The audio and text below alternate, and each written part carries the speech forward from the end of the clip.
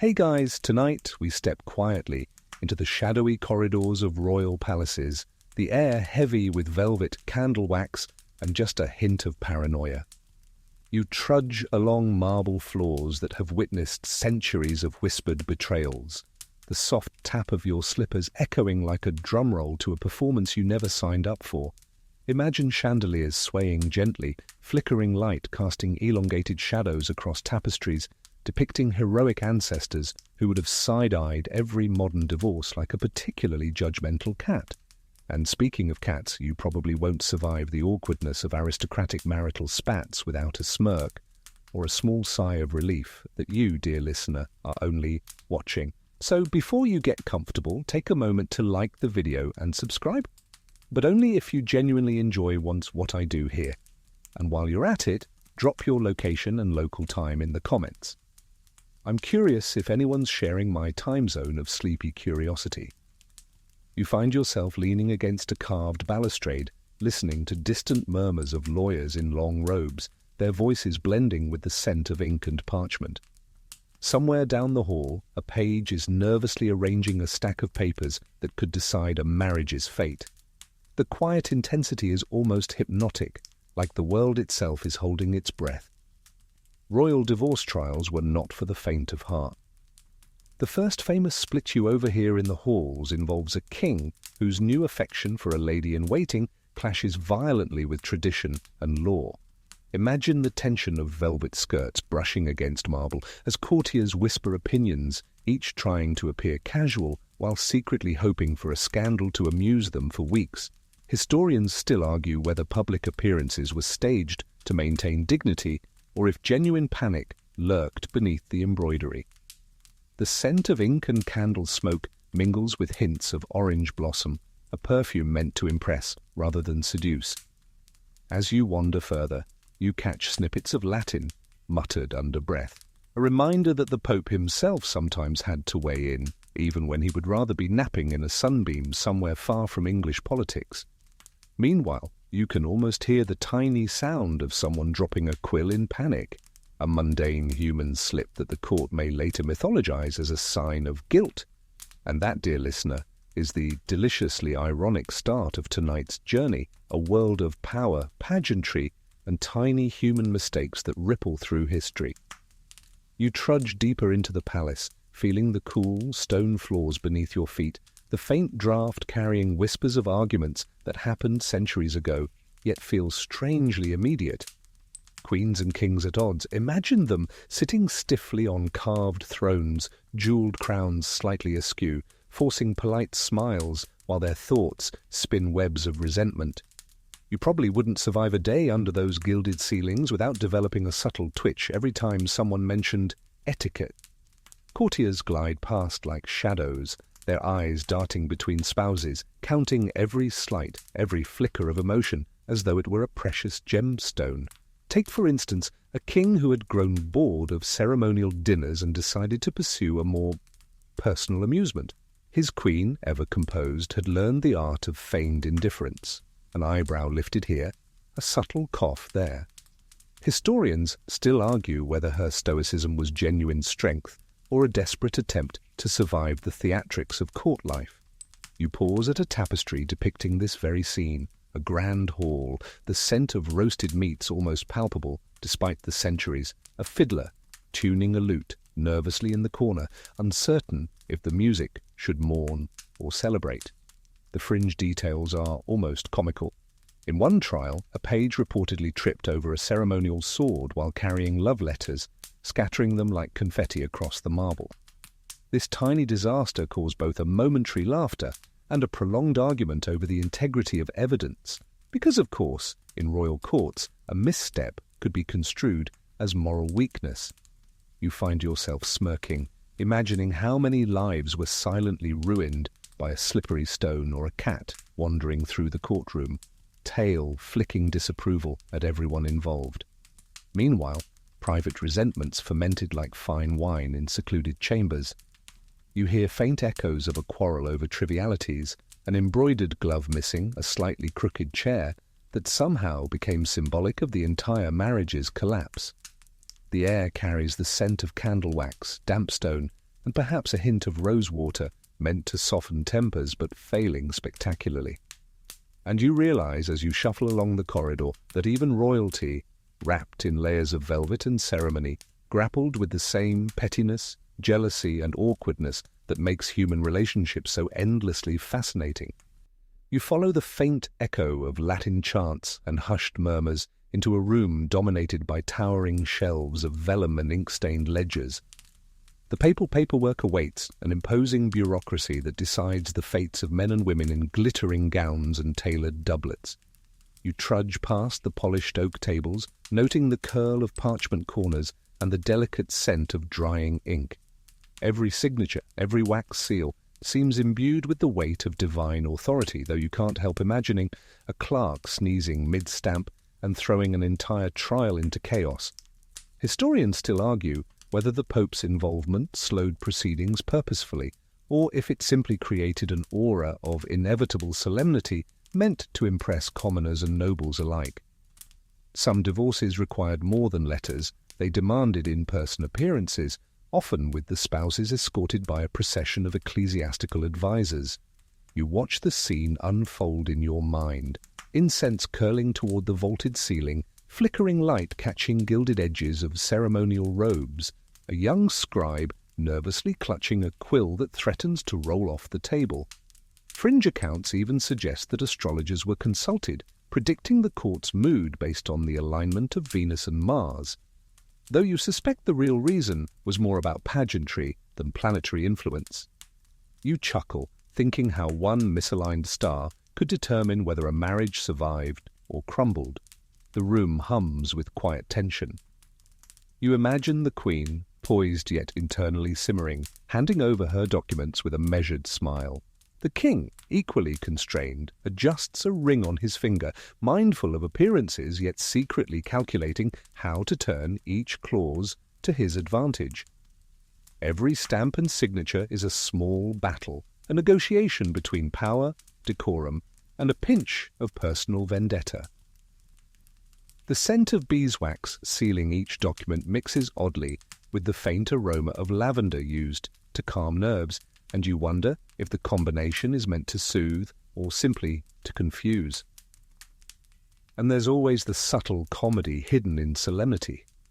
One courtier supposedly mistook a formal blessing for a secret insult, bowing too low and catching his head on the corner of a pew. A moment later, immortalized in gossip and perhaps exaggerated for decades, you trudge past this imagined scene, the echo of laughter mingling with candle flickers, realizing that even divine bureaucracy had its absurd human moments. Every seal pressed and parchment signed is a reminder that behind the grandeur and ritual, these divorces were as messy, petty, and oddly entertaining as any modern soap opera. You step into a narrower chamber, the air thick with the faint musk of secrecy, and a touch of old perfume lingering on the tapestries.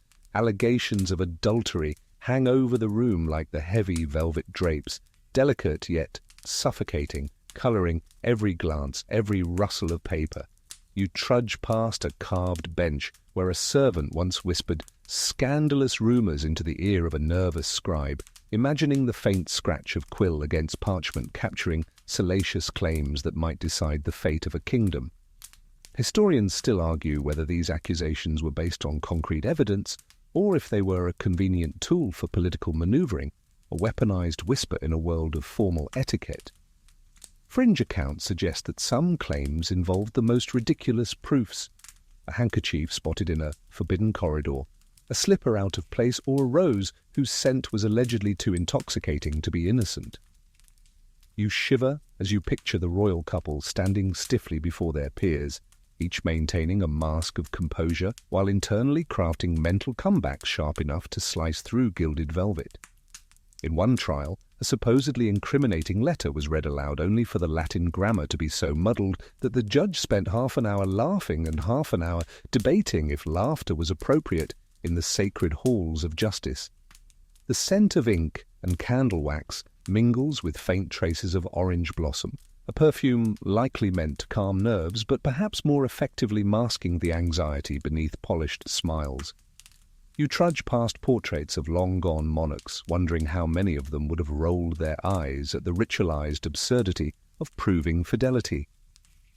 The air seems alive with the tension of silent observation. Every page, every footstep, every flicker of a candle flame could be interpreted as either guilt or innocence. In one particularly surreal instance, a servant supposedly presented a bouquet of wildflowers as evidence, claiming it was left by a clandestine visitor. The court debated this seriously for hours, the scent of crushed petals mingling with the solemn air. You can't help but smirk at the thought: roses, scandal, and absolute power, the perfect ingredients for a medieval drama. As you quietly lean against the wall, absorbing the whispered tension and imagining the stifled giggles of bored courtiers, you realize that even in the grandest halls, human folly never truly disappeared. It only became more formal, more perfumed, and infinitely more entertaining. You trudge down a hallway lined with polished marble and ornate tapestries, the soft echo of your footsteps blending with imagined murmurs of advocates in long robes. Royal lawyers assemble, an odd mix of scholars, gentlemen, and the occasional astrologer whose presence seems more theatrical than practical. You notice the subtle fraying at the hems of their garments, the careful polish of their shoes, and the quills poised nervously between ink-stained fingers. Some fringe accounts claim these astrologers influenced verdicts by consulting the stars, though you suspect the main effect was an additional layer of awe or confusion for anyone unversed in celestial charts. Historians still argue whether such mystical interludes were genuinely respected or simply tolerated as courtly theatre. The lawyers shuffle papers, whispering to each other in Latin, French, and occasionally Italian, their voices soft yet urgent, each word weighted with the potential to change lives. You imagine a young advocate nervously adjusting his wig, hoping the king doesn't notice the ink blot on his sleeve, while trying to remember a particularly complicated precedent about dowries and mistresses. In the corner, a senior lawyer frowns at a rolled-up parchment, muttering about the audacity of minor nobility interfering in royal affairs. And you can't help but smile at how human ambition and anxiety infiltrate even the most august proceedings. Some clients take dramatic measures to ensure their arguments are persuasive. One queen reportedly requested that a pair of her personal maids perform a subtle pantomime of an evening in question, an elaborate reenactment that bewildered the court and led to hours of discussion on theatrical evidence. Meanwhile, the King's Council counters with meticulously detailed lists of inventories and witnesses, a bureaucratic ballet that stretches the patience of even the most stoic onlookers. You imagine the faint scent of candle wax, ink, and expensive perfumed oils mingling in the air, a sensory backdrop to the slow, deliberate dance of persuasion and counter-persuasion. The comedy of errors isn't absent. A page once misplaced a vital legal brief, only for it to be discovered tucked inside a scholar's oversized hat, prompting discreet laughter and whispered commentary among the courtiers. You pause to consider, even in matters of life, love, and sovereignty, minor human foibles, slips of the hand, misplaced documents, or ill-timed coughs, could ripple into events that historians debate for centuries. And as you watch these imagined figures shuffle, bow, and gesture, you realize that royal divorce was as much theatre as law, a slow, perfumed, and occasionally absurd negotiation where power, pride, and personality all jostled for attention. You trudge into a smaller, dimly lit chamber, the scent of aged parchment mingling with faint traces of lavender and candle smoke. Here, witnesses gather, nobles, servants, and occasionally a bewildered musician who somehow found themselves tangled in marital testimony. You notice the subtle tension in their posture, hands clenched, eyes darting, breaths held as if the slightest misstep could summon wrath or scandal. Historians still argue whether witnesses were coerced into honesty or simply performed their recollections with dramatic embellishment to curry favour. Fringe accounts suggest that some witnesses rehearsed their statements before mirrors, practicing gestures that would convey innocence while subtly casting suspicion on others. You imagine the absurdity. A court full of actors and observers, all convinced that every twitch mattered.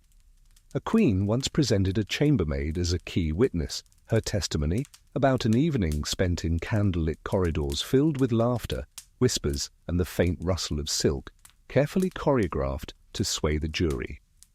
The king, not to be outdone, called upon a page who had memorized every conversation overheard in the hallways. Whether accurate or fabricated was a matter of debate. You pause, picturing the page's wide-eyed fear and the subtle smirk of courtiers who recognized the dramatic potential of every statement. The scent of beeswax seals and powdered wigs lingers, lending the room an almost hypnotic quality. Some of the more unusual evidence involved objects rather than words. One court famously debated the significance of a missing slipper, a ring found under a tapestry, and even a spilled cup of wine whose stain allegedly indicated guilt. You can't help but smirk at the arbitrariness, imagining a scribe rolling his eyes while scribbling marginal notes in the margins. Yes, because a slipper is incontrovertible proof of moral failure. Meanwhile, the Queen's advisers whisper strategies, suggesting subtle gestures, well-timed sighs, and the occasional perfumed handkerchief as tools to influence perception. And then there's the element of theatricality. The very act of arriving at the chamber could set the tone. Courtiers would line the corridors, their eyes trained on every movement, murmuring predictions about who would win favor and who would falter. The weight of centuries presses down, the grandeur of the halls amplifying every gesture, every tremble of a hand. You, quietly observing, realize that behind the silk, velvet and powdered faces, the human drama, anxieties, ambitions and absurdities, played out as vividly as any modern courtroom. It's a slow, perfumed and endlessly fascinating spectacle where tiny human details could outweigh dynastic consequences. You trudge along a hallway where the shadows of ornate chandeliers dance on the stone walls, carrying the faint echo of whispered conversations and the occasional squeak of a servant's slipper. The trial has moved to cross-examination, a delicate dance of words where every pause, every inflection, and every twitch of an eyebrow could tilt the balance of power. You probably wouldn't survive the intensity of such scrutiny without a quiet laugh at the absurdity. A king, a queen, and their entourages entangled in a web of perfumed tension and ancient lore. Historians still argue whether cross-examinations were meant to uncover truth or merely prolong the spectacle, giving courtiers more time to gossip and strategize. Fringe accounts claim that some witnesses would rehearse their testimonies using small puppets, mimicking movements and gestures to add credibility or theatrical flair to their recollections. You imagine a room filled with puppets in powdered wigs, each performing scenes that could condemn or exonerate a royal spouse. Meanwhile, a chambermaid's subtle frown or a scribe's hurried notes could be interpreted as evidence of conspiracy, loyalty, or incompetence. The air carries the faint scent of beeswax, lavender, and ink, creating an almost hypnotic haze that blurs the line between reality and performance. Some arguments were absurdly minute, yet treated with utmost gravity. A dropped glove in the Queen's chamber could spark hours of debate over intent and morality, while a misplaced candle snuffer might be catalogued as evidence of negligence or moral lapse. You smirk, picturing a scribe meticulously annotating each minor mishap, wondering how often he questioned the logic behind his laborious diligence. In another instance, a musician's mistaken note during a ceremonial performance was rumored to symbolize hidden alliances or clandestine meetings, a notion historians still debate with a mixture of amusement and exasperation. Behind the scenes, advisers whispered strategies like battlefield generals. One counseled the Queen to maintain a rigid posture, suggesting that any sign of relaxation might be read as weakness. Another urged the king to occasionally glance distractedly at the ceiling, implying calculated indifference. And you, quietly observing this silent theatre of gestures, realized that royal divorce trials were as much about controlling perception as they were about facts. Every small action, every subtle gesture, and every faint scent of perfume contributed to the narrative, an elaborate game of human psychology played out under the watchful eyes of history, gossip, and the occasional nervous scribe. You trudge into the antechamber where evidence is displayed not on screens or tables, but in the quiet intimacy of meticulously arranged objects. A torn ribbon here, a misplaced goblet there, a letter carefully unfolded and then refolded as though it could whisper its secrets aloud. The air is tinged with the lingering scent of candle smoke and faint musk from velvet drapes, carrying a gravity that presses lightly against your shoulders. Historians still argue whether these objects were genuinely damning or simply convenient symbols to dramatize proceedings, transforming mundane domestic life into royal theatre. Fringe accounts tell of one particularly inventive queen who presented a collection of miniature shoes, each allegedly belonging to women who had crossed her husband's path, as a subtle, almost comical argument for her fidelity and prudence. You imagine the bemused faces of court officials, trying not to chuckle while maintaining a semblance of solemnity. Meanwhile, the king's side counters with ledgers detailing every expense, every gift, and even the precise angle of candlesticks, arguing that these minutiae reflect underlying intentions and character. The clash of symbolism and bureaucracy fills the room with an oddly perfumed tension, like lavender and ink, fusing into a peculiar cocktail of anxiety. You watch in your imagination as witnesses approach the raised dais.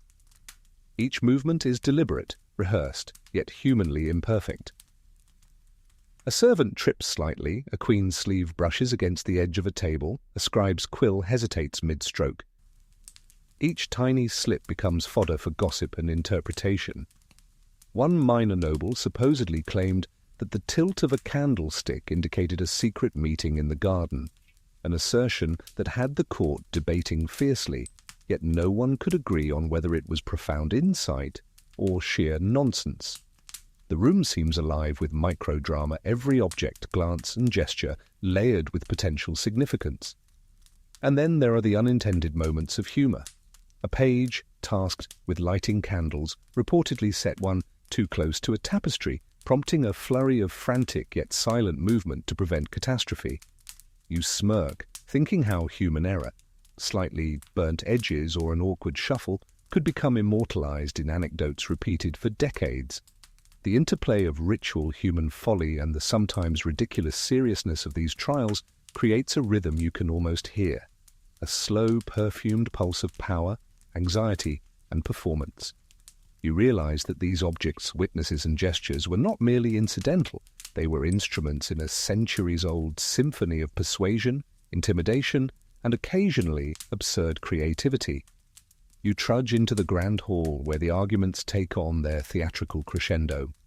The walls, hung with tapestries depicting ancestral triumphs, seem to lean in, watching every gesture, every syllable, as though the ancestors themselves are judging the proceedings. The air carries the faint tang of beeswax, candle smoke, and an underlying hint of rosewater, meant to soothe but somehow amplifying the tension. Historians still argue whether the dramatic architecture of these halls was designed to inspire reverence or subtly intimidate those who dared to stand before royalty. Fringe accounts suggest that some lawyers would employ bizarre tactics to unsettle witnesses: a strategically released pigeon, a sudden bell chime, or even a carefully timed cough. You picture a chambermaid stifling a giggle as a pigeon flutters across the dais, and the king's advisor barely suppressing a smile while pretending to be scandalized. Meanwhile, each witness's nerves ripple across the room, every quill scratch, every shuffled footstep magnified in the vaulted space. The faint scent of ink mixes with the royal perfumes, creating a heady combination that seems to signal the gravity of every whispered accusation. The debates often hinge on the minutiae of daily life, as if morality could be quantified through trivialities. A spilled goblet might be interpreted as carelessness revealing hidden intentions. A misaligned chair could suggest secret rendezvous. You smirk, imagining scribes furiously annotating these minor infractions, perhaps exaggerating them in the margins for future historians to debate. One witness allegedly claimed that a half-eaten pastry in the royal kitchen indicated clandestine nightly feasts, provoking murmurs of both shock and amusement. And then there's the subtle comedy of human nature. The king might glance bored, tapping a foot in a rhythm only he understands. The queen could tilt her head just enough to suggest disdain, leaving the room to speculate endlessly. Courtiers whisper, observers lean forward, and scribes capture every nuance, conscious that their words may outlive the very walls they occupy. You trudge past these imagined scenes, the echo of soft laughter, perfumed air, and candlelight weaving into a delicate tapestry of absurdity and ceremony. Every gesture, every tiny slip, every perfumed sigh contributes to a narrative that is as much about control, perception, and pride as it is about law or truth. You trudge into a side chamber where the air feels cooler, carrying the faint aroma of polished wood and aging parchment. Here, legal counsel hunches over stacks of documents, debating the weight of every line, every seal, every signature. Historians still argue whether these exhaustive inventories were genuinely necessary to establish guilt or innocence, or if they were a performative display of diligence to impress the king and queen. Fringe accounts whisper that some scribes would exaggerate amounts or mislabel trivial receipts just to appear busier, giving an air of gravitas to otherwise mundane administrative work. You notice how subtle gestures become loaded with meaning. A slight nod, carefully timed cough, or even the direction in which a witness holds a quill can be scrutinized as evidence of bias or intention.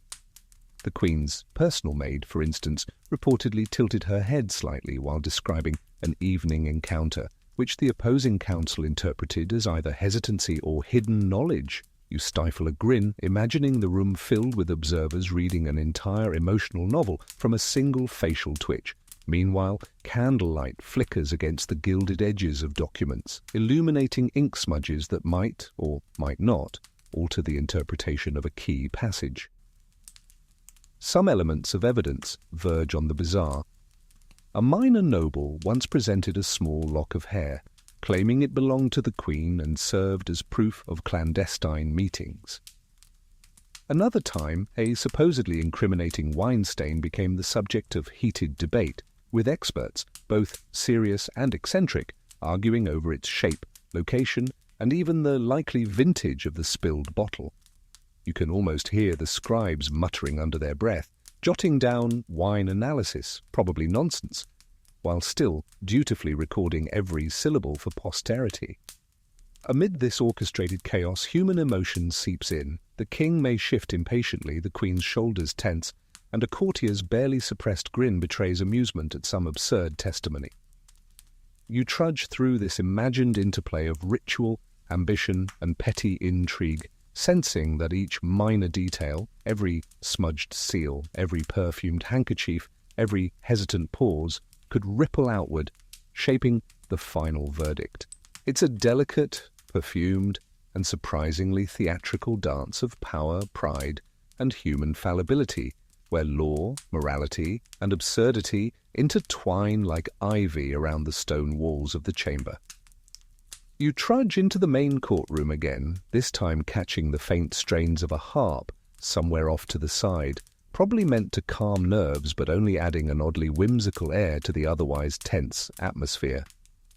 The room is suffused with the scent of wax, paper, and faint traces of perfume that have lingered through hours of testimony. Historians still argue whether these aesthetic choices were intentionally calming or subtly manipulative, meant to sway emotions while the facts themselves remained murky.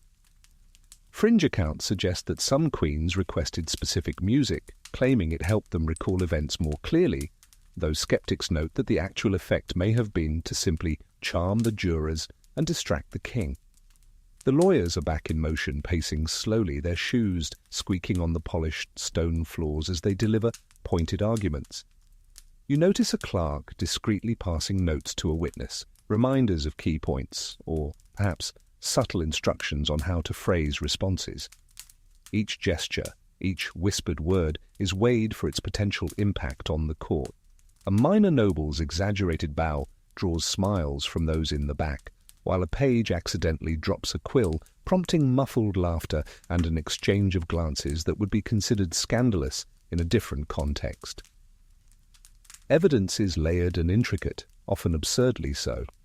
A tapestry may serve as a visual alibi, a dinner plate a character witness, and the alignment of candles a measure of fidelity. One queen reportedly used a carefully folded handkerchief as a symbol, claiming its scent demonstrated the innocence of her conduct.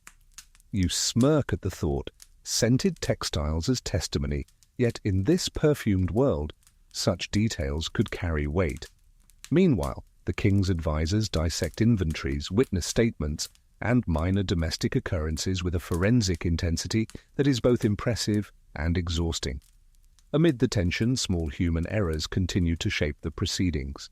A servant misplaces a document, causing a ripple of murmurs. A scribe misreads a date, and an argument must pause while corrections are made. These tiny, imperfect moments remind you that even in the most regal of theatres, human frailty threads through every scene.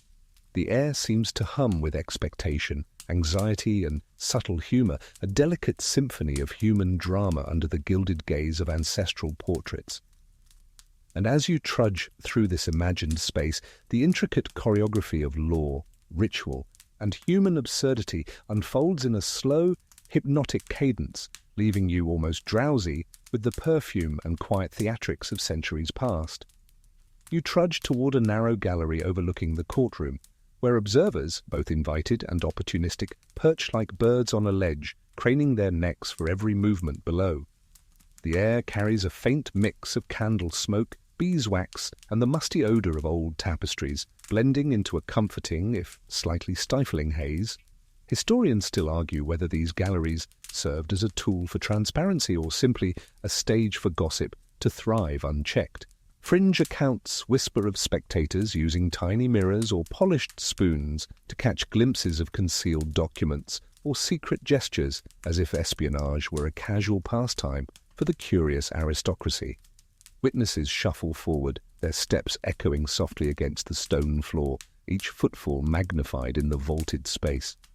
A chambermaid hesitates, glancing nervously at a counsellor's raised eyebrow, while the Queen's personal scribe flutters through parchment with the precision of a bird gathering nesting material. You probably won't survive the tension without a subtle smile at the ritualized absurdity. People bending over documents, papers fluttering, fingers fumbling, all weighed against the invisible scales of morality and perception. Some arguments border on the theatrical. A spilled cup of wine can be dissected endlessly. Was it mere clumsiness or a deliberate act, signalling moral failure? A minor noble once argued that the tilt of a candlestick suggested secret meetings in the garden, sparking hours of debate that could rival modern courtroom drama. You imagine scribes jotting frantic notes in margins, rolling their eyes under powdered wigs, yet dutifully recording every syllable as though the fate of kingdoms hung upon them. And then there's the whisper of strategy behind the curtains. Advisors murmur directions, gestures are suggested, and subtle glances are exchanged. A queen may be coached to breathe slowly, blink rarely, and smile just enough to convey poise without vulnerability. The king may practice indifference, though his fidgeting hand betrays impatience. You trudge along this intricate dance, sensing that beyond law or truth, the real game is perception. A careful choreography of gestures, scents, and subtle performances that can tip the scales of reputation, favour, and history itself. The hall hums with quiet power, absurdity, and human frailty, leaving you both amused and hypnotically attentive. You trudge into the quieter corners of the palace, where the scent of aged wood mingles with the lingering fragrance of roses pressed between legal documents. Here, the trial slows for private testimonies, often whispered behind folding screens or through a lattice of servants and advisors. Historians still argue whether these private sessions were meant to protect sensitive information or simply to isolate and pressure witnesses into convenient confessions. Fringe accounts suggest that some witnesses would practice their stories on mirrors or imaginary audiences, rehearsing every inflection and gesture to maximize credibility or theatrical flair. A minor noble approaches the stand, fidgeting slightly, the hem of his robe brushing the floor. Each movement carries unintended significance: the tilt of a head, the tightening of fingers around a folded paper, the careful cadence of a voice. All are scrutinized as evidence of honesty, guilt, or hidden schemes. You probably won't survive the subtle tension without a small chuckle at the meticulous absurdity. A man trembling over which hand to raise first, while courtiers speculate endlessly about his moral compass. Objects in these private sessions often gain outsized importance. A ring left on a writing desk, a half-eaten biscuit, a discarded glove. Each becomes a symbol, a clue, or sometimes a distraction. One queen supposedly used a cameo brooch to demonstrate loyalty, claiming its alignment with the sun at dawn proved her innocence. The king's legal team countered by measuring shadows, angles, and hypothetical line of sight, turning a simple decorative pin into the centerpiece of a heated debate. Humor sneaks in, unbidden. A page trips over his own slipper while carrying a petition, drawing stifled laughter and an awkward pause. A scribe misreads a date, inadvertently shifting the perceived timeline of events. You watch, fascinated, as human error weaves itself into the tapestry of trial, amplifying absurdities and occasionally influencing outcomes. The combination of ritual, domestic minutiae, and psychological maneuvering creates a rhythm both hypnotic and whimsical, a slow dance of authority, perception, and fragile human nerves. And as you trudge through this imagined labyrinth of corridors, screens, and perfumed papers, you sense that every gesture, no matter how minor, carries the weight of centuries of expectation, gossip, and historical consequence. You trudge into the library-turned-courtroom annex, where the smell of leather-bound tomes and ink hangs thick in the air, mingling with the faint aroma of lavender that a nervous page has tucked into the folds of the curtains.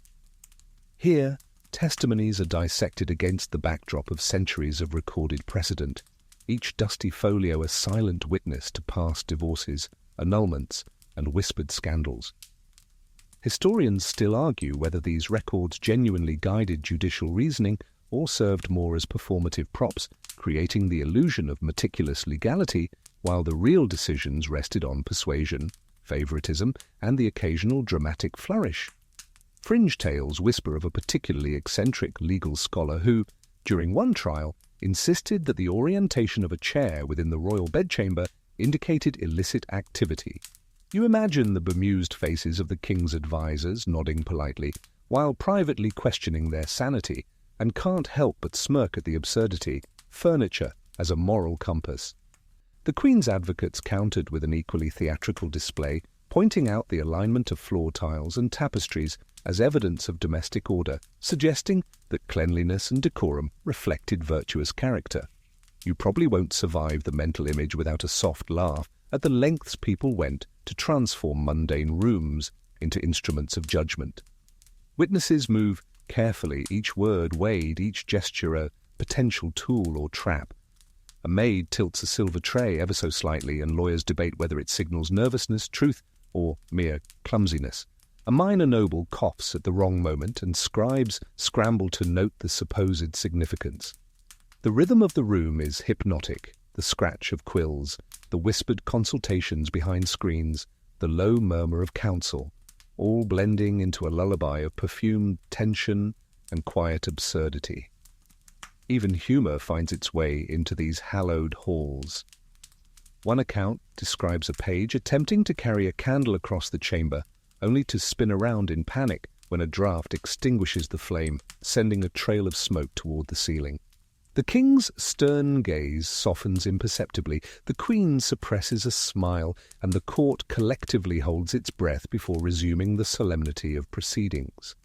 You trudge through this intricate ballet of perception, performance, and human folly, recognizing that each gesture, each object, and each misstep carries more than immediate consequence. It echoes across the ages, shaping stories, reputations, and the quiet fascination of those who would later recount these royal dramas. You trudge along a narrow corridor leading to the antechamber, where sunlight spills in through tall, arched windows, catching the dust motes like tiny, golden spectres dancing lazily in the air. The scent of beeswax and old parchment lingers, mingling with the subtle perfume of the Queen's attendants, creating an oddly calming but oddly perfumed atmosphere. Historians still argue whether these sunlit interludes were intended to give the mind brief respite or merely to display the palace's grandeur to witnesses and onlookers. Fringe stories claim that some witnesses, when exposed to such light, would pause to adjust their wig or fidget with a sleeve, inadvertently revealing nervous truths, or at least entertaining the court. A low murmur rises from the chamber below, punctuated by the scratch of quills and the occasional stifled cough. You notice the ceremonial rhythm of the proceedings. A witness steps forward, bows just enough, and begins recounting events with careful diction, aware that every hesitation may be recorded as evidence. A chambermaid tips a water jug too far, spilling a droplet that is immediately misinterpreted by a sharp-eyed advisor as a sign of distraction or guilt. You probably won't survive the mental image without a quiet chuckle at the court's obsession with minutiae, where even a single drop of water carries potential scandal. Evidence in these trials often blurs the line between reality and interpretation. A minor noble once produced a carefully folded handkerchief, claiming it had absorbed the Queen's tears during a clandestine evening encounter. Lawyers and scribes debated the authenticity, the weave, and even the scent, constructing an elaborate narrative from an object that might otherwise have been discarded as laundry. Meanwhile, candles flicker across gilded frames, casting shadows that seem to animate the portraits of ancestors, silently judging every gesture, every whispered word. Amid this meticulous choreography, human error and amusement persist. A page trips over his own slippers, prompting the Queen's younger attendants to stifle giggles. A scribe misdates a deposition, causing the council to pause in mild exasperation. You trudge through these moments of tension laced with humor, sensing the delicate interplay of authority, perception, and human frailty. It's a hypnotic rhythm, the soft murmur of voices, the faint scent of ink, the perfumed air, and the ever-present dance of subtle gestures all weave together into a mesmerizing tableau of royal procedure, absurdity, and quietly perfumed drama that lulls both witness and observer alike. You trudge into a side chamber where sunlight catches the gilded edges of official seals, making them shimmer like tiny suns against the faded velvet of the tablecloth. The air smells faintly of beeswax, polished wood, and something floral, likely a lingering trace of the Queen's scented gloves. Historians still argue whether the strategic placement of light and scent in these chambers was meant to soothe nerves or subtly influence the perception of those on trial. Fringe accounts whisper that some witnesses would deliberately tilt their heads toward a scented fabric, hoping to invoke empathy or distract observers from their shaky testimony. The scribes work diligently, quills scratching against parchment with a hypnotic rhythm. You notice how a minor gesture, a raised eyebrow, the way a hand grips a paper, can be dissected for meaning. One courtier recounts the Queen allegedly adjusting her cuff at a precise moment, which some interpreted as a signal to a sympathetic witness. You probably won't survive imagining the room tense with such minute observation, each person silently performing their role in a theatre where reality and interpretation blend seamlessly. Evidence often veers into the absurd. A ribbon found in a garden, a slightly smudged ink mark, or a teacup left askew can become the fulcrum of debate. One particularly unusual case involved a small box of scented powders, which a witness claimed had been used as a secret token between the Queen and a nobleman. Legal counsel argued for hours about the symbolic intent, the composition of the powders, and the timing of their appearance on the windowsill. The debate became almost philosophical, as each argument teetered between logic, tradition, and imagination. Humanity seeps into these formal proceedings in the most subtle ways. A page drops a quill, drawing a quiet smile from the Queen, while the King suppresses a barely perceptible chuckle. Even in the most solemn chambers, the combination of ritual, mundane mistakes, and human curiosity adds levity to the proceedings. You trudge through the delicate dance of scrutiny, perception, and absurdity, sensing how each gesture, however small, can ripple across judgments, reputation, and history itself. The perfumed, flickering chambers, the soft shuffle of papers, and the low murmur of voices blend into a calming, hypnotic rhythm, leaving you drowsy and attentive all at once. You trudge into a chamber tucked behind heavy draperies, where the faint aroma of rosewater mixes with the pungent tang of wax candles burning low in their sconces. The marble floor reflects muted light, creating the illusion of movement where none exists, and you feel the subtle hum of anticipation vibrating through the walls. Historians still argue whether these back chambers were designed purely for privacy or as subtle arenas of psychological manipulation, where the ambience could sway testimony without any words being uttered.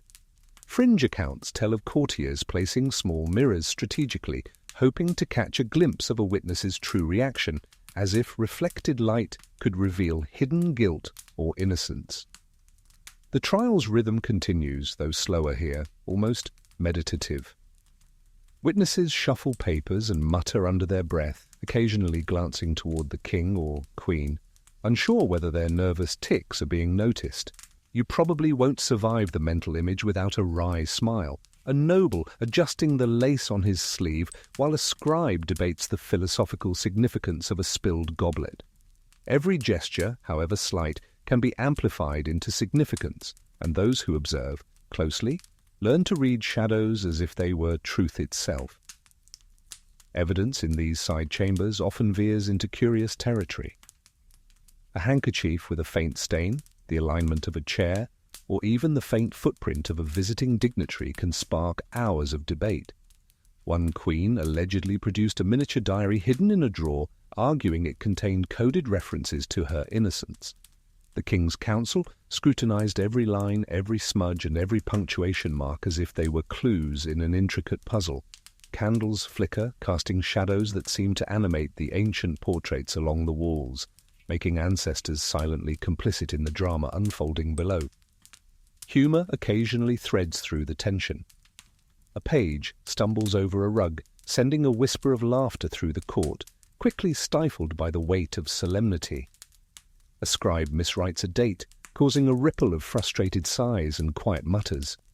You trudge through this world of careful postures, symbolic objects, and human error, recognizing the hypnotic cadence of centuries-old theatre. The mixture of perfume, flickering candlelight, and meticulous observation creates a lulling effect, a soft, almost drowsy rhythm that guides you deeper into the labyrinth of royal divorce trials, where perception and reality dance on the edge of imagination. You trudge down a dimly lit corridor toward the council chamber, where the walls are lined with tapestries depicting hunting scenes, knights in armor, and distant castles bathed in perpetual sunset. The air is a blend of beeswax, parchment, and faintly floral perfume, something deliberately chosen, some whisper, to calm the nerves of anxious witnesses. Historians still argue whether such olfactory strategies were genuinely effective or merely a fanciful superstition of palace planners. Fringe accounts claim that certain witnesses would surreptitiously sniff a scented handkerchief before testifying, hoping the aroma would bolster confidence or sway judgment subtly. Inside, the atmosphere hums with quiet deliberation. Courtiers lean toward each other, exchanging glances that convey half-spoken judgments, while scribes feverishly capture every nuance of testimony. You probably won't survive picturing the obsessive detail without a small smirk, a chambermaid discreetly arranging papers, a lawyer subtly tapping his quill, and the queen adjusting her sleeve, as though the slightest wrinkle might betray her innocence. Every movement seems loaded with meaning, though sometimes it's the human tendency to assign significance to trivialities that fuels the drama. Evidence often takes on an almost comical gravity. A small, embroidered pouch becomes central to debates about secret meetings. A faint stain on a servant's collar sparks discussions about timing and intention. In one curious case, a noble insisted that the placement of a candlestick indicated a hidden rendezvous, prompting hours of meticulous analysis. The debate blurred the line between logic and theatricality, leaving observers both exasperated and strangely entertained. Yet amidst the rigor and absurdity, moments of levity punctuate the proceedings. A page fumbles with a pile of documents, scattering them in a miniature avalanche across the floor. Stifled giggles ripple through the chamber, quickly replaced by solemn nods of attention as witnesses resume their statements. You trudge through this blend of ritualized performance, minute observation, and human error, sensing that each gesture, each object, and each whispered word contributes to a hypnotic rhythm. The flickering candlelight, the muted colors of tapestries, and the faint scent of lavender work together to lull and engage you, drawing you deeper into the mesmerizing, strangely whimsical world of royal divorce trials. You trudge into the main hall where the ceilings stretch high above, frescoes of allegorical figures bending over kingdoms frozen in mid-motion. The floorboards creak faintly beneath your steps, mingling with the muted shuffle of robes and the occasional rustle of parchment. The air is scented with beeswax, aged paper, and an almost imperceptible hint of rosewater, the kind that makes witnesses pause for a moment, inhaling deeply before speaking. Historians still argue whether the combination of scent and grandiose architecture was a subtle manipulation tactic or simply an aesthetic indulgence of the aristocracy. Fringe tales suggest that some witnesses would inhale deliberately, believing the fragrance heightened their eloquence or courage, as if perfume could bolster honesty. Voices rise and fall in measured cadence, forming a rhythm that you could almost drift to sleep with. Lawyers lean forward, eyebrows knitted, ready to pounce on the tiniest discrepancy. A scribe scratches furiously to capture every word, occasionally pausing to correct a miswritten date. You probably won't survive picturing the obsessive precision without a quiet laugh. A young page, nervously carrying documents, trips slightly, only to catch himself in a pose of exaggerated elegance, drawing the faintest smirk from an otherwise stern-faced courtier. Every gesture, no matter how minor, is scrutinized, magnified, and often turned into precedent or proof, creating a delicate interplay of anxiety and theatre. Evidence in this hall often takes a performative twist. A folded letter, the curl of a ribbon, or the alignment of candlesticks can spark hours of speculation. One queen supposedly held up a brooch as proof of fidelity, claiming it had never left her possession. Counsel for the king argued over its placement on a writing desk and the potential symbolism embedded in its design. Objects that were everyday in any household suddenly became loaded with legal and moral significance, demonstrating the palace's unique ability to transform the mundane into the monumental. Humor seeps through cracks in the solemnity. A page attempts to light a candle, only to sneeze violently, sending a wisp of smoke that twists like a miniature dragon across the hall. Stifled laughter ripples through the audience, quickly replaced by polite bows and feigned attention. You trudge through this carefully choreographed world of perfumed tension, ritualized observation, and subtle absurdity, feeling the hypnotic cadence of the royal divorce trial wrap around you, pulling you into a blend of spectacle, human frailty, and curious theatricality that lulls as much as it fascinates. You trudge into the smaller, more intimate chambers reserved for private testimony, where the walls are lined with thick tapestries depicting pastoral scenes that soften the harshness of scrutiny. The faint scent of lavender oil from a small basin on the table mingles with the lingering aroma of melted wax from the slowly burning candles.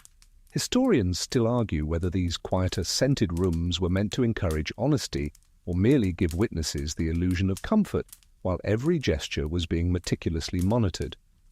Fringe accounts suggest that some nervous nobles would inhale the scent deliberately, hoping the calming aroma would steady their voice, or at least mask the quiver in their hands.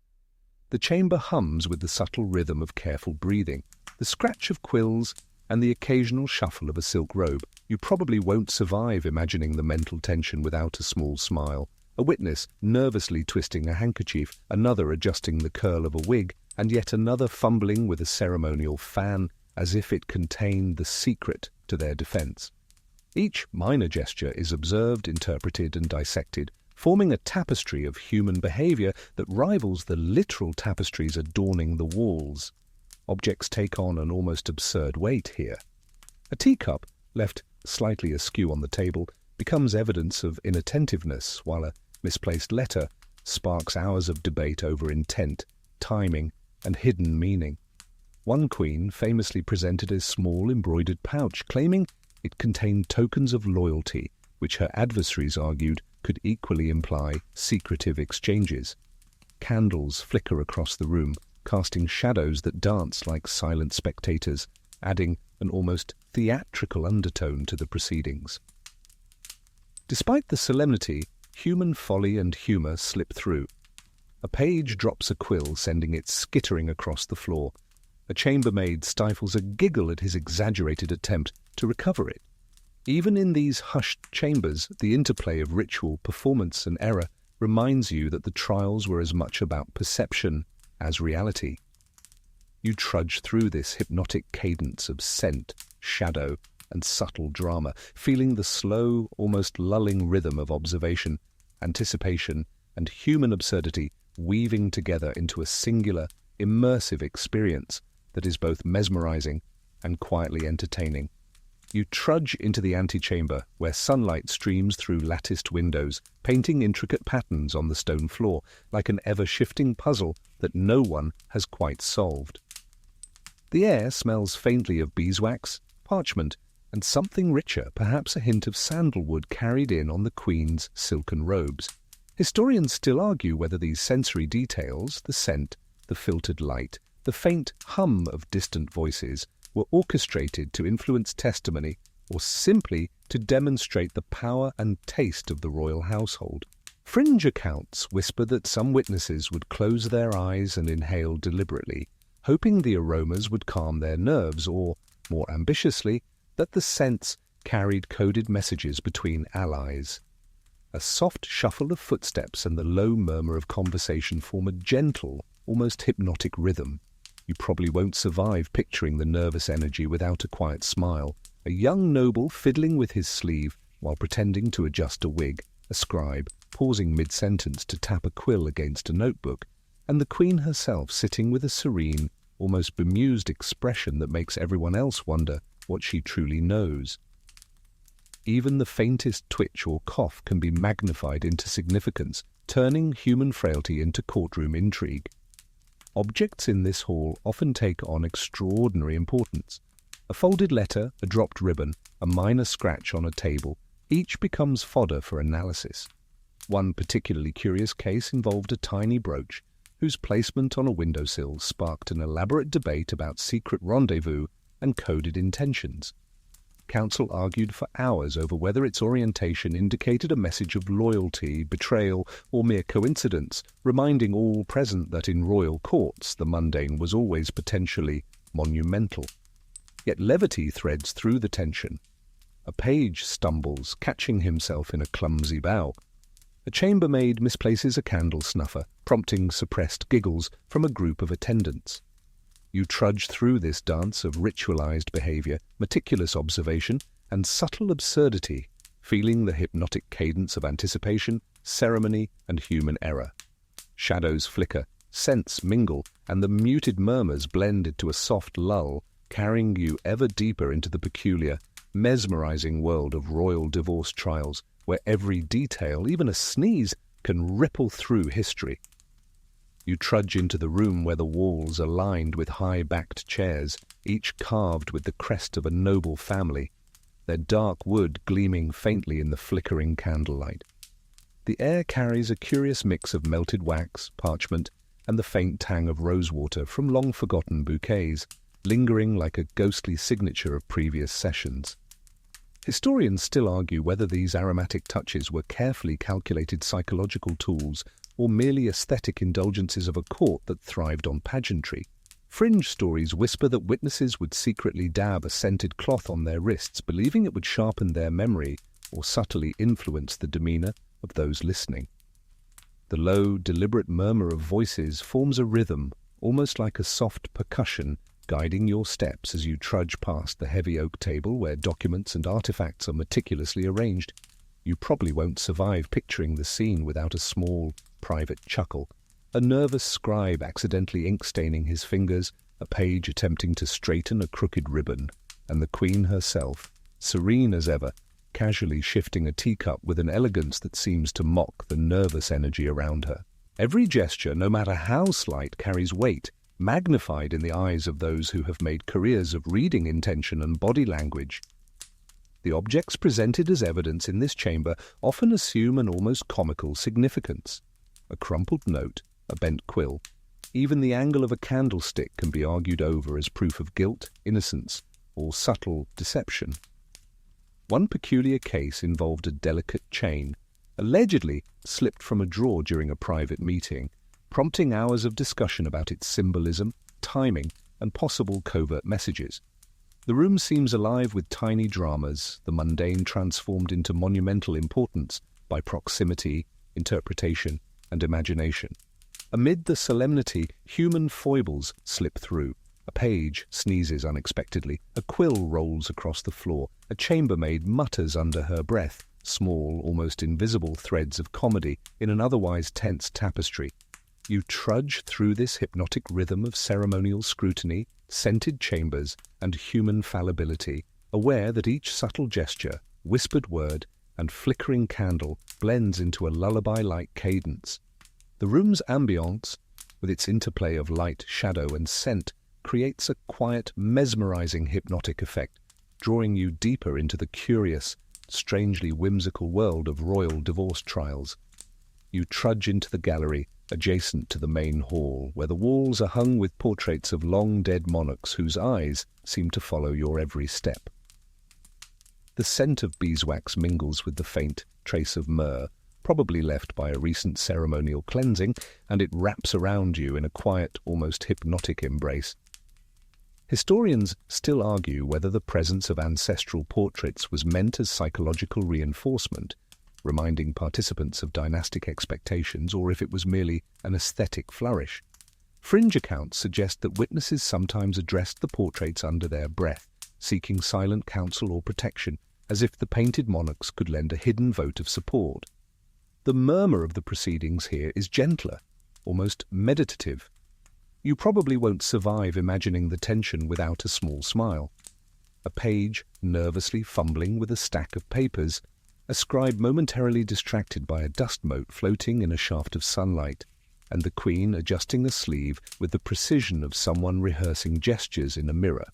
Every small motion is dissected, interpreted, and catalogued, as though the gallery itself amplifies the significance of minor human behavior. Objects become symbols in this hallowed space. A folded fan, an embroidered handkerchief, or even the placement of a quill is transformed into an argument, a point of strategy, or a demonstration of intent. One curious trial hinged on a small, jeweled clasp, whose movement across a table sparked debate about secret messages, clandestine meetings, and potential betrayals. Ordinary items in this context take on extraordinary weight, their everyday function eclipsed by their perceived implication in the courtly drama. Even amidst the grandeur and careful observation, humour weaves subtly through the tension. A young page drops a ledger, letting out an exaggerated gasp, while another stifles a laugh at the display of theatrical panic. You trudge through this blend of ritual, human error, and subtle comedy, feeling the rhythm of anticipation, observation, and ceremonial performance wash over you. The flickering candlelight, mingled scents, and whispered exchanges create a hypnotic cadence that carries you further into the intricate, mesmerizing world of royal divorce trials, where perception, symbolism, and the tiniest gestures converge into something both mesmerizing and quietly entertaining. You trudge down a narrow passageway leading to the archival chamber, a room where the air is heavier, dense with the scent of old parchment, ink, and the faint trace of polished wood. Dust motes swirl lazily in shafts of sunlight, moving like tiny dancers across the surface of stacks of ledgers and case files. Historians still argue whether these archives were intended merely for record-keeping, or whether they served as silent, looming witnesses, subtly reminding participants that every action and word could echo through history. Fringe tales whisper of witnesses pausing before the shelves, nervously tracing their fingers along spines, as if the collected memory of generations could lend them courage or convict them by silent judgment. The rhythmic scratching of quills resonates softly against the stone walls. You probably won't survive picturing the meticulous, almost obsessive care without a small grin. A scribe carefully lifting a sheaf of documents only to drop a single seal, sending it rolling across the floor, or a young page nervously arranging papers in a perfect line, bowing slightly to an unseen observer each time he straightens a stack. Every tiny misstep is magnified in significance, each deliberate motion subject to subtle scrutiny, creating a ballet of tension and human fallibility. Evidence in this chamber is carefully catalogued, yet even the most innocuous items gain dramatic weight. A partially burned candle stub could be interpreted as evidence of clandestine nighttime meetings. A pressed flower tucked into a ledger might spark debate about sentiment, loyalty, or secret rendezvous. One particularly peculiar trial involved a silk ribbon whose folding pattern became central to arguments about timing and opportunity, highlighting how trivial objects often bore the full weight of suspicion. Despite the solemnity, humor punctuates the ritual. A page attempting to move a heavy ledger stumbles slightly, earning stifled giggles from those nearby. The chambermaid quietly murmurs a witty aside about the obsessive nature of record-keeping. You trudge through this world of scent, shadow, and quiet absurdity, feeling the hypnotic cadence of ritual, observation, and human imperfection. Each flickering candle, rustle of paper, and whispered speculation becomes part of a rhythm, drawing you further into the strange, mesmerizing intricacies of royal divorce trials, where mundane objects and minor gestures often carry weight far beyond their apparent significance. You trudge into the council chamber, a space dominated by a long, polished table that gleams under the soft flicker of candlelight. Heavy tapestries depicting past monarchs and dramatic battle scenes drape the walls, their colors muted yet vivid enough to pull your gaze from one figure to another, like a silent parade of judgmental ancestors. Historians still argue whether these tapestries were meant to intimidate or inspire, or whether they were simply expensive decorations that the court could afford.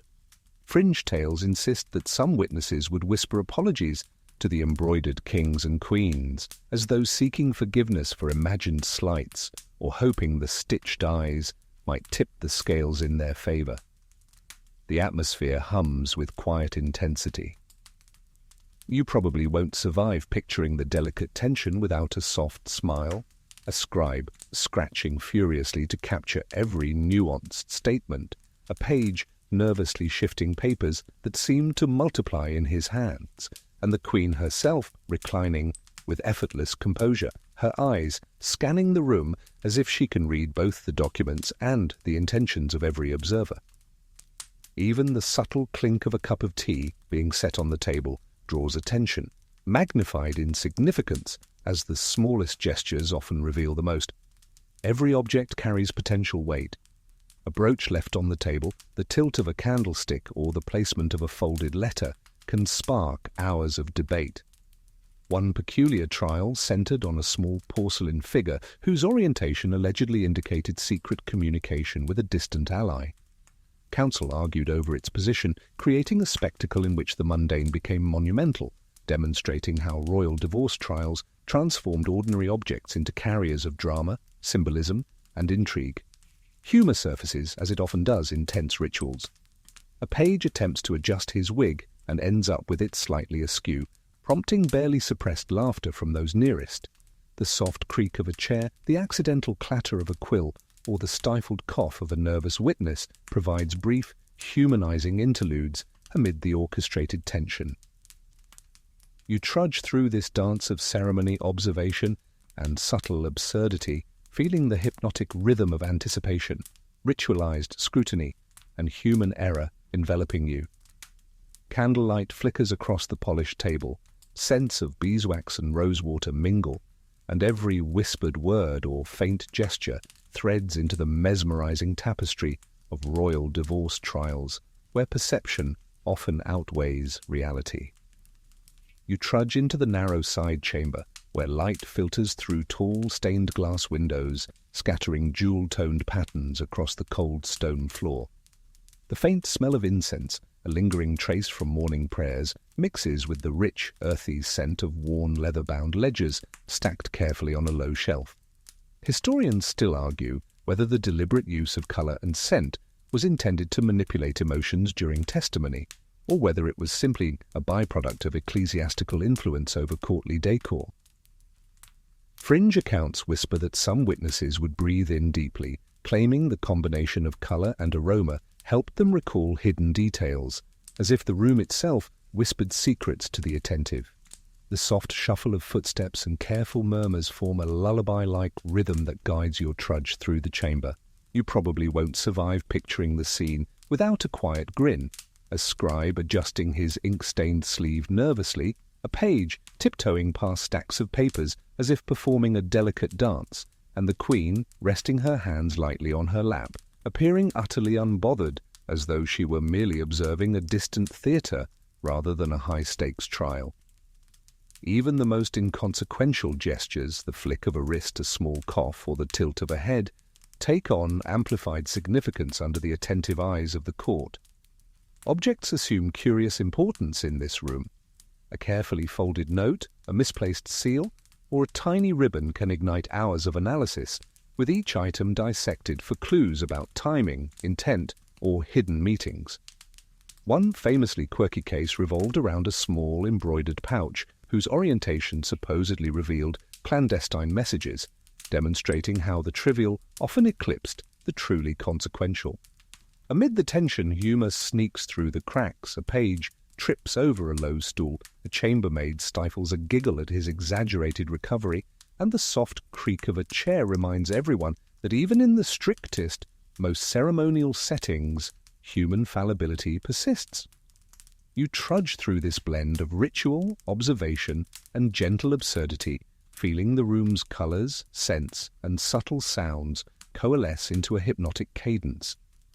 Every gesture, every whispered phrase, every flickering shadow draws you deeper into the peculiar, quietly mesmerizing world of royal divorce trials, where perception and symbolism reign supreme, and reality is often as pliable as the soft wax seals on the documents around you.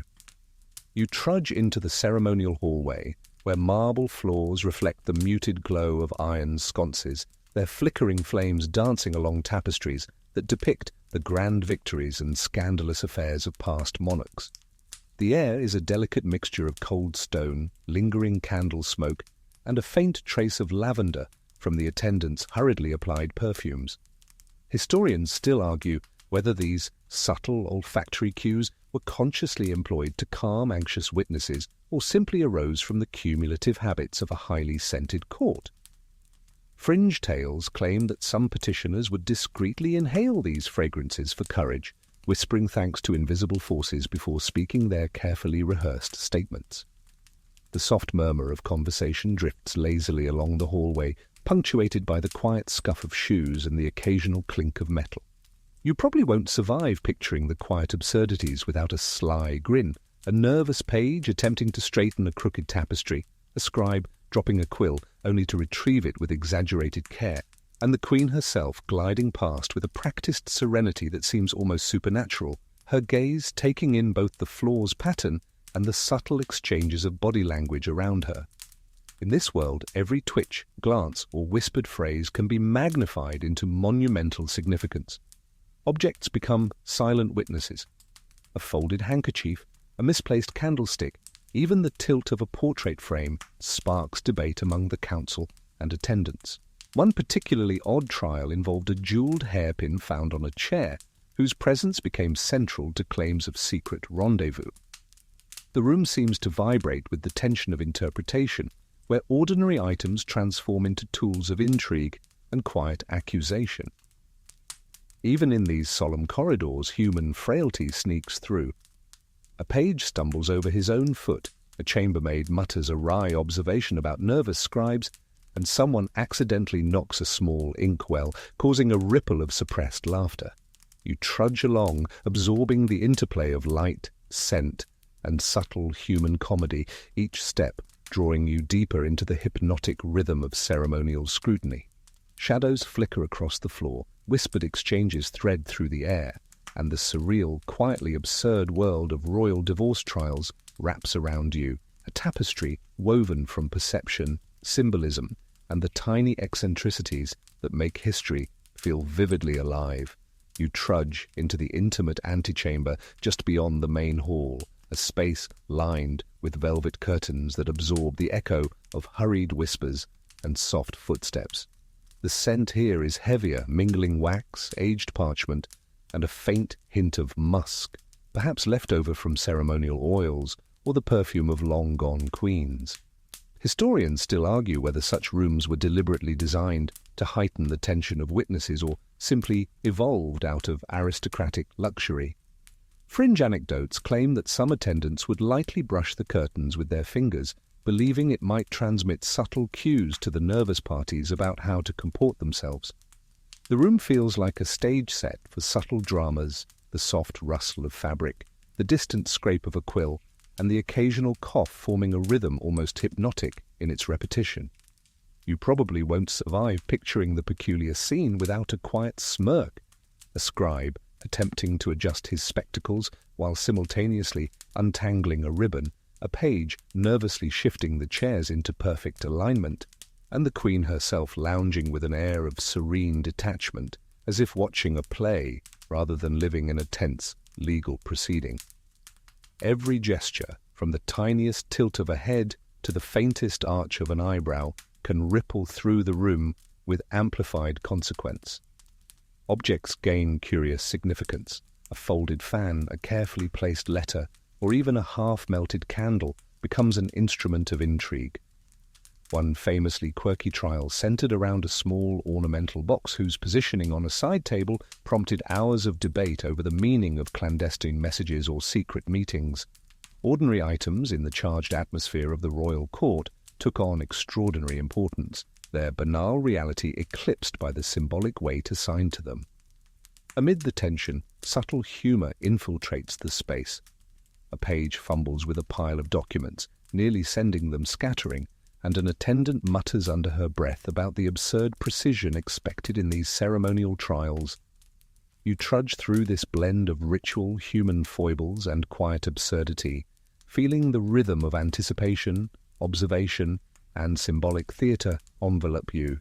The flickering candlelight, mixed scents, and whispered exchanges coalesce into a hypnotic cadence, drawing you further into the delicate, mesmerizing intricacies of royal divorce trials, where every glance, gesture, and object carries a significance that blurs the line between reality and ceremonial theatre.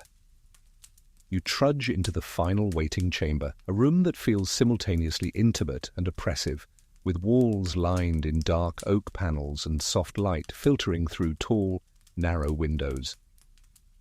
The air is a gentle mixture of beeswax, faint ink, and the lingering aroma of roses from ceremonial bouquets placed earlier in the day. Historians still argue whether these subtle environmental cues were intended to calm the nerves of witnesses or to subtly influence the mood of the proceedings.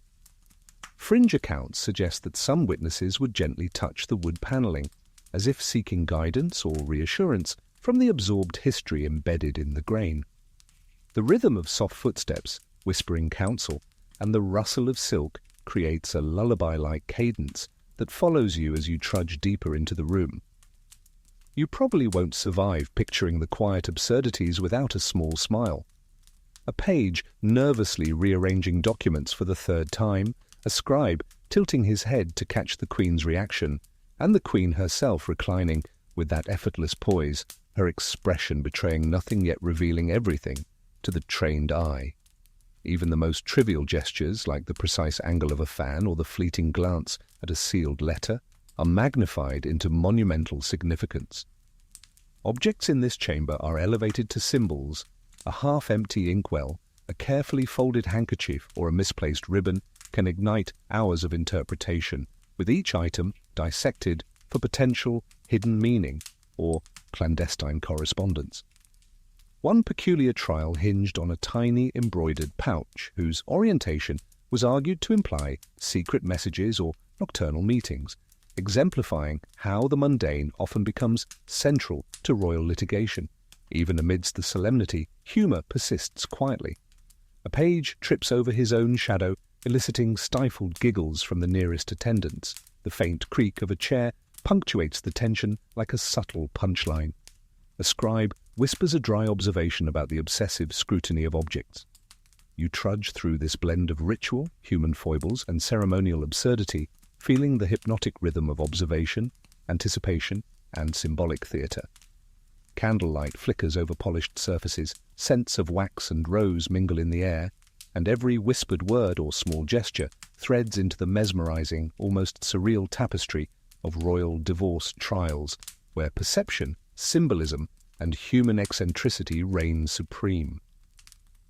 You trudge into the grand hall one last time, the echo of your footsteps mingling with the faint hum of distant chatter and the soft rustle of tapestries brushing against polished stone. The room stretches before you, regal yet quietly absurd in its meticulous order. Gilded chandeliers hang above, casting flickering light across the faces of those who've witnessed centuries of human drama, while the faint scent of candle wax, old paper, and lavender lingers like a gentle reminder of the day's tense deliberations. Historians still argue whether the grandeur of these halls was meant to awe and intimidate, or whether it merely reflected the court's relentless pursuit of ceremony over substance. Fringe stories insist that some witnesses whispered to the portraits, seeking silent counsel from the painted ancestors who had silently judged generations before them. You probably won't survive picturing the small human absurdities without a quiet grin, a scribe juggling ink-stained papers, a page tiptoeing past stacks of ledgers, and the Queen herself moving with that effortless composure that turns anxiety into theatre. Every subtle motion, a glance, a tilt of a fan, the careful placement of a folded note, carries a weight magnified by ritual and expectation. The tiniest gestures become crucial evidence, magnified in significance by a court attuned to symbolism, perception, and minute detail. Objects in the hall become silent arbiters of meaning, a candlestick tilted ever so slightly, a ribbon left unfolded, or the half-empty cup of tea on a side table can spark heated debate. One infamous case hinged on a porcelain figurine, whose placement allegedly revealed secret communication or intent, reminding you that in royal divorce trials, even the most mundane objects can carry profound significance. Humour intersperses these moments. A page stumbles over his own feet, eliciting muffled laughter. A scribe mutters a dry aside, a candle wobbles but refuses to fall. You trudge through this hypnotic blend of ceremonial tension, human imperfection, and symbolic theatre, feeling the cadence of ritual, observation, and expectation wrap around you. The flickering light, mingled scents, and gentle murmurs weave together, slowly drawing your senses into the quiet, meticulous rhythms of courtly life. As the final moments unfold, the room seems to exhale a collective sigh, the weight of observation softening, the absurdities lingering like a gentle reminder of humanity amidst grandeur. The grand hall fades from your view, the scents and shadows linger softly, and a calm settles over your senses. You exhale, letting the tension of centuries slip quietly away, imagining the candles dimming one by one. The tapestries seem to soften in your mind, the echoes of hushed whispers stretching into a gentle hum.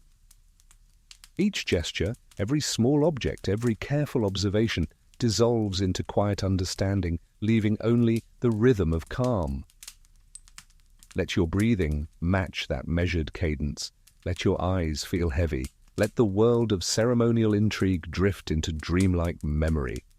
You are safe here, suspended between history and slumber, gently cradled by the lingering echoes of trials, whispers, and candlelight.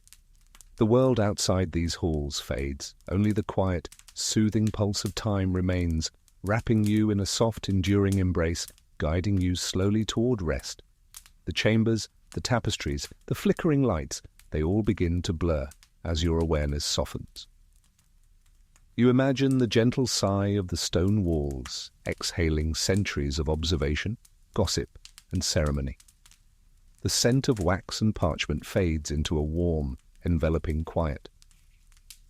You trudge through the corridors of memory, where every small gesture and whispered word has found its place in the mosaic of history. The tapestry's faces no longer judge but merely smile faintly, their painted eyes soft and forgiving. You feel the rhythm of the court slow, the echoes of footsteps lengthen, and the shadows stretch, gentle and unthreatening. Soft humour lingers in the corners of your mind, a page's stumble, a scribe's muttered aside, a candle that wobbled yet remained upright. Tiny reminders that even in the weightiest moments, humanity persists. You exhale slowly, allowing your senses to float over polished stone floors and velvet curtains, past the faint, lingering scents, past the echoes of ceremonial tension, past the meticulous scrutiny that once seemed so overwhelming. Imagine yourself leaning against a softened wall of memory, your body weight dissipating, your mind absorbing the faint warmth of candlelight, the delicate rhythm of hushed voices, the gentle pattern of sunlight through stained glass. All of it drifts, slow and steady, like soft waves against a quiet shore. Let the tension dissolve entirely, replaced by a sense of calm curiosity, a sense of wonder for the strange and meticulous worlds you've just traversed. Every detail, every flicker, every whispered gesture now rests peacefully, leaving you suspended in a gentle twilight of history and imagination. Now dim the lights, maybe turn on a fan for that soft background hum, and drift into rest. Sleep carries the echoes of candle-lit chambers, the faint perfume of wax and parchment, and the gentle rhythm of centuries softly guiding you toward dreams where history whispers rather than shouts, where human folly is tenderly cradled, and where you are, finally, completely at ease.